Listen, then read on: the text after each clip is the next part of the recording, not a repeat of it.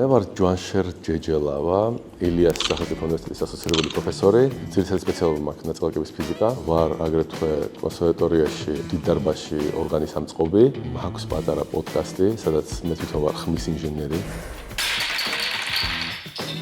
Everything is spread all around and scientists will try to find an answer piece by piece. ეხლა ეგზოტიკური ფიზიკა, ეგეთი რაღაც ტერმინი არის. აი მაგაში გვაქვს ახლა პატარა პროექტი და თუ გამოვა, ჩემზე ამაყი ამ ოთახში არავინ აღარ იჭდება.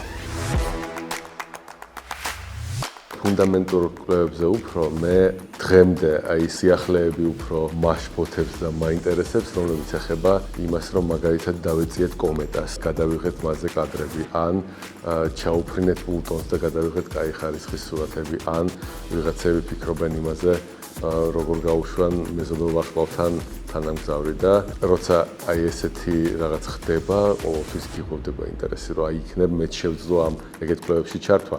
რთულია, მაგრამ შესაძლებელი.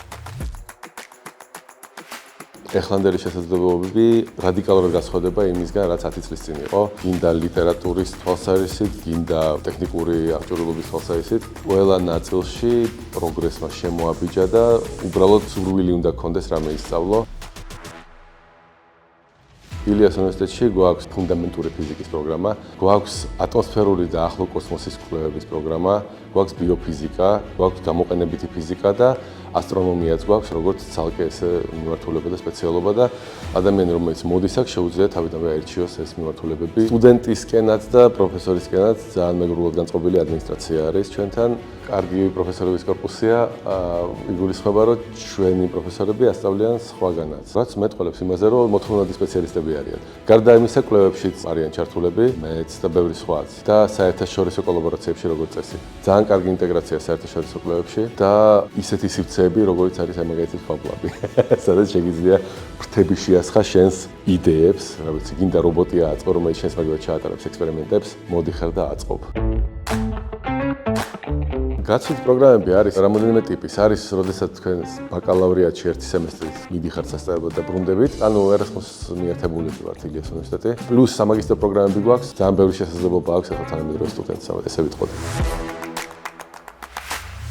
თითქმის ყველგან. თითქმის უნდა თქვა, იმიტომ ფიზიკოსი ვარ. კურსელები მყავს, რომლებიც დასაქმებულები არიან Wall Street-ზე, საფონდო ბირჟებზე, ბანკში წერდნენ ალგორითმებს. მყავს მეგობრები, რომლებიც გადავიდნენ კოსმოსურ სააგენტოში ევროპულ. მყავს კურსელები, რომლებიც დასაქმდნენ ბიზნესში, ოღონდ ტექნოლოგიურ სფეროში, პროგრამისტებად. რამდენიც გინდათ, ბიოლოგები, რამდენიც გინდათ, ბიოფიზიკოსები, სამედიცინო ფიზიკოსები, რომლებიც გახდნენ ეს ფიზიკიდან რომ შეიჭრნენ სამედიცინო სფეროში. სინამდვილეში ვერ ჩამოთვლი დარგს, რომელშიც არ გამოგადგება. უბრალოდ მონაცემების დამუშავებაში გადასულან და უბრალოდ მონაცემების დამუშავება ხვდებით, რომ მოიცავს საერთოდ ყველაფერს. ანუ Facebook-იდან დაწყებული მარკეტოლოგი, დამთავრებული ყველგან შეიძლება დასაქმდე. გულჩათხრობილი დაკომპლექსებული ხალხია, რომელსაც ფიზიკის გარდა არაფერი არ აინტერესებს და როგორც წესი პირიქით არის. რო ინტერესოა, რომ მოსაწყენია. ძალიან ბევრი თანამგზავრი არის ახლა გაშვებული ისეთი, რომელიც ახალ მონაცემებს აგროვებს. იმდენი ახალი შესაძლებლობა გაჩნდა ყველა თვალსაზრისით, გინდა ელექტრონიკის, გინდა მონაცემთა დამუშავების, გინდა ალგორითმების თვალსაზრისით, რომ თითქმის ყველა დარგში შეგიძლია რაღაც ახალი შექმნა.